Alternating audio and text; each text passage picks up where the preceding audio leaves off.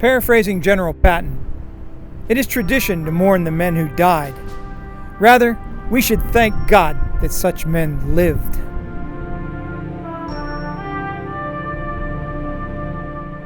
I hope those words mean something to you, because like never before, it's important that we remember how this nation became the greatest in human history.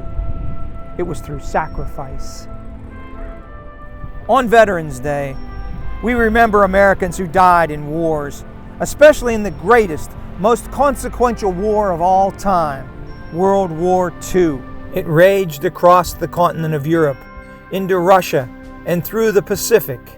80 million people were killed, including 400,000 Americans. Nearly 700,000 Americans were wounded. Of course, we have no film of the more than 80,000 American servicemen missing in action during World War II and other conflicts. Imagine being one of these men, about to go ashore, knowing the Germans are waiting and that the odds of you being killed are very high. Very few of us have felt the gripping, chilling emotion of impending death while they're young. The average age of soldiers in World War II was 26. Again, 400,000 Americans died in the war. Men who had families died. Young men who never had a chance to start families died. And it was the same in the Korean and Vietnam wars, with nearly 100,000 additional Americans killed.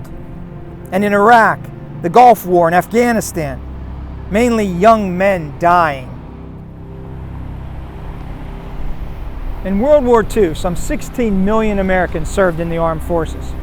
The war touched virtually every American family. But today, in the era of the volunteer military, fewer than 0.5% of Americans are in uniform.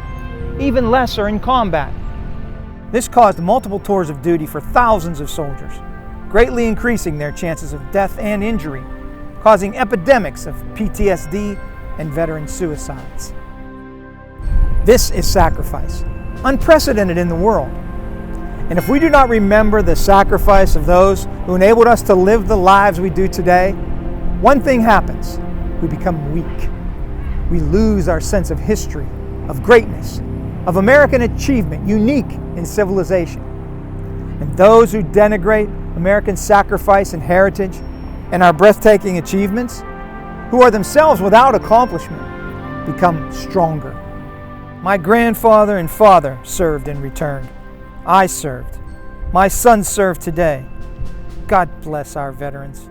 God bless America.